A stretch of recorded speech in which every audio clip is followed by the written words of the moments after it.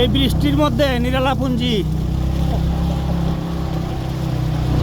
Zoom বৃষ্টিতে নিরালাপুঞ্জি ওটা কতটা কঠিন, এটা যারা নিরালাপুঞ্জি বৃষ্টিতে আসছে একমাত্র তারাই বলতে পারবে। আর বর্তমানে আমরা জুম বৃষ্টি মোটামুটি হইয়া শেষ হয়েছে, এখন বৃষ্টির মধ্যেই উঠতেছি, বৃষ্টি পড়তেছে আর আমরা নিরালাপুঞ্জি উঠতেছি।